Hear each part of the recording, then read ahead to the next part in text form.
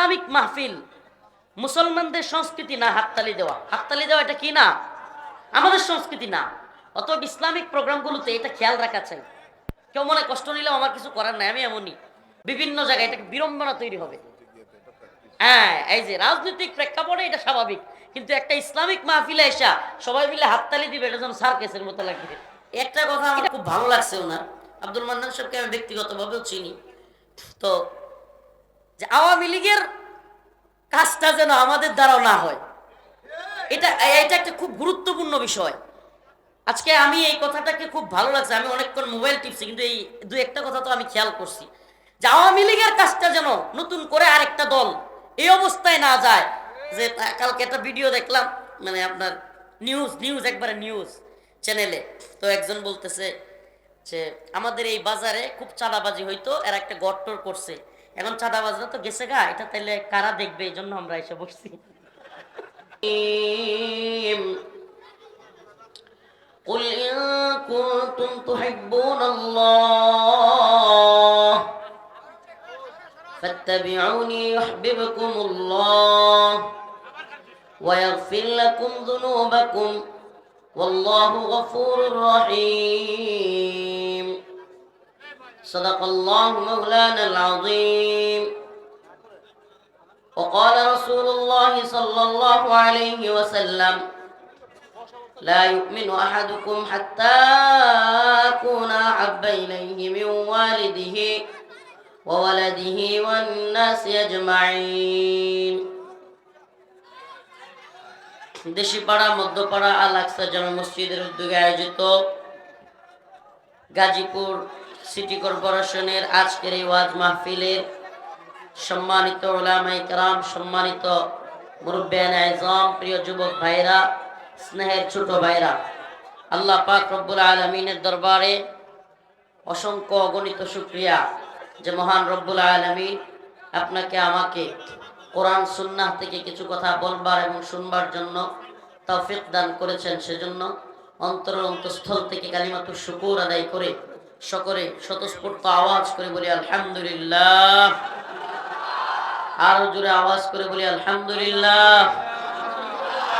ইদানিং যেই প্রোগ্রামে যাচ্ছি সেই প্রোগ্রামে কমন একটা সমস্যা হচ্ছে, আল্লাহ মাফ করুক, সেটা হচ্ছে, আল্লাহ আবারও মাফ করুক, 3 বার বলতেছি, এটা আমার নিজের ব্যক্তিগত পরিচিতি এই সেই বা এগুলো বোঝানোর উদ্দেশ্য নয়, বাস্তবতাকে তো এড়িয়েও যাওয়া যাবে না।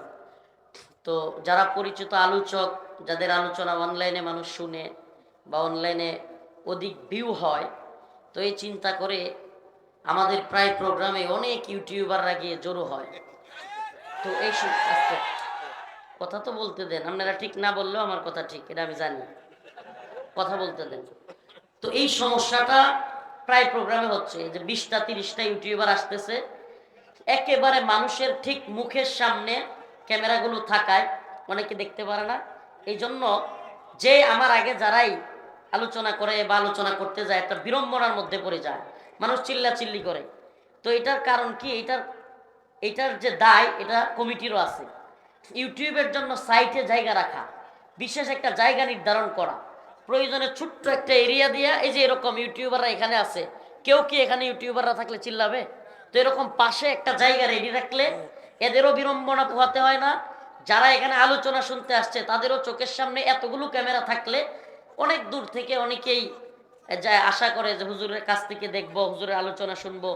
তখন যখন এত দীর্ঘ সময় বসে থাকার পরে প্রস্রাবে ধরছে কিন্তু তবুও যায় না, কিল্লিগা বসে থাকে, কিল্লিগা যে হুজুর আসবে। তো তখন যখন দেখে কিরে ক্যামেরার কারণে আমি দেখতেই পারি না। আসলে ফায়দা 2 দিক থেকে আছে। এই যে ক্যামেরাগুলো, এটা শুধু গাজীপুরের মানুষ না, সারা দেশের মানুষ, বিদেশের মানুষও এই কথাগুলো ক্যামেরার মাধ্যমে শুনবে। তো এটার প্রয়োজনীয়তা নাই এমন না, কিন্তু প্রয়োজনীয়তা যেন বিড়ম্বনা না হয়, এটার একটা সমন্বয় করা দরকার।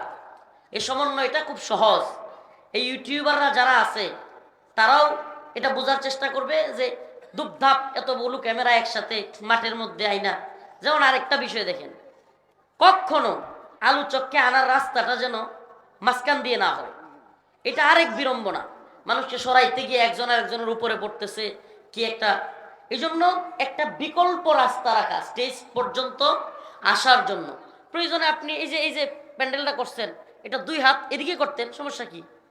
2 হাত এদিকে করে এদিকে ছোট্ট একটা জায়গা রাখতেন, হুজুর এদিকে আসা বা যে কোনো আলোচকরা এদিকে আসা আস্তে করে উঠতো, এই একটা চিল্লা চিল্লি হইতো না, আলোচক যিনি আছেন উনি মানে একটা এক ধরনের বিব্রতকর পরিস্থিতিতে পড়তেন না। তো এই জিনিসটা আমাদেরই মাথায় রাখতে হবে। এই যে উনি কথা বলতেছেন কিংবা সামনের আমার আগের আলোচক কথা বলতেছেন, একটা হই হুল্লোড় হচ্ছে, এটা সুন্দর না। এই সৌন্দর্য রক্ষা করা কোরআনের প্রোগ্রামগুলোর, ইসলামিক প্রোগ্রামগুলোর। তবে আলহামদুলিল্লাহ একটা জিনিস আপনাদের এলাকায় ভালো লাগছে আমার বিষয়টা, যে আপনারা উলামায়ে কেরামের সম্মানটা বজায় রাখছেন পোস্টারে, এটা আমার ভালো লাগছে।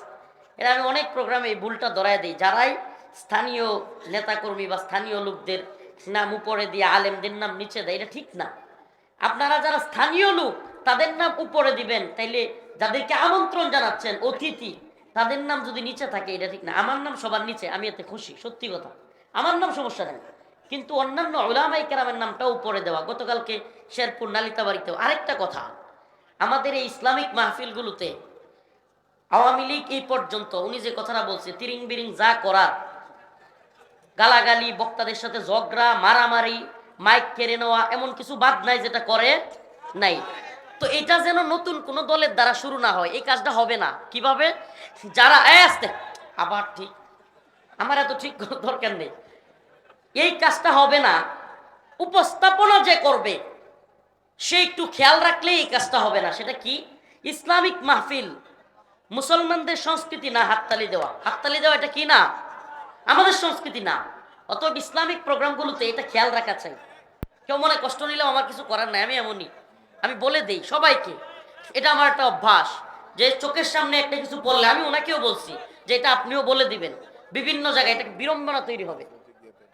হ্যাঁ, এই যে রাজনৈতিক প্রেক্ষাপটে এটা স্বাভাবিক, কিন্তু একটা ইসলামিক মাহফিলে এসা সবাই মিলে হাততালি দিবে, এটা যেন সার্কাসের মতো লাগবে, এটা করা যাবে না। ইসলামিক মাহফিলে ঠিক বলা যাবে, আলহামদুলিল্লাহ বলা যাবে, মাশাআল্লাহ বলা যাবে। ইসলামিক বিষয়টা ইসলামিক থাকবে, ইসলামিক বিষয়টা ইসলামিক থাকবে। এই জায়গাগুলো আমি আসলে আমার আলোচনার বিষয় এটা না, তবুও আমি এটা চিন্তা করলাম যে কথাগুলো বলা দরকার। যে মানুষ অনেক সময় বুঝে না, বিড়ম্বনা তৈরি হয়, মানুষ চিল্লানি মারে, যিনি কথা বলতেছে সে মনে করে আমার বিরুদ্ধে কথা বলতেছে, তখন এখানে একটা মিসআন্ডারস্ট্যান্ডিং এর কারণে একটা প্রোগ্রামের মধ্যে বড় ধরনের ঝামেলা তৈরি হয়ে যায়। আল্লাহ পাক আমাদের বুঝার তৌফিক দান করুন। আর ওজরে বলেন আমিন। একটা কথা আমার খুব ভালো লাগছে, ওনার আব্দুল মান্নান সাহেবকে আমি ব্যক্তিগতভাবেও চিনি, তো যে আওয়ামী লীগের কাজটা যেন আমাদের দ্বারাও না হয়, এটা এটা একটা খুব গুরুত্বপূর্ণ বিষয়। আজকে আমি এই কথাটাকে খুব ভালো লাগছে, আমি অনেকক্ষণ মোবাইল টিপছি, কিন্তু এই দু একটা কথা তো আমি খেয়াল করছি, যে আওয়ামী লীগের কাজটা যেন নতুন করে আরেকটা দল এই অবস্থায় না যায়। যে কালকে একটা ভিডিও দেখলাম, মানে আপনার নিউজ একবারে নিউজ চ্যানেলে, তো একজন বলতেছে যে আমাদের এই বাজারে খুব চাঁদাবাজি হইতো, এর একটা গট্টর করছে, এখন চাঁদাবাজরা তো গেছে গা, এটা তাইলে কারা দেখবে, এই জন্য আমরা এসে বসছি। নিউজটা তো দেখছেন, বুঝলাম যেখানেরই হোক, আমি হাসতে হাসতে শেষ। মানে কারণ বাজারের উনি হয়তো জানে কি বলতেছে জানেন, যে আওয়ামী লীগের চাঁদাবাজরা তো গেছে গা, এখন এই অফিসটা খালি করে থাকবে, এই জন্য আমরা এসে বসছি। আস্তাগফিরুল্লাহ।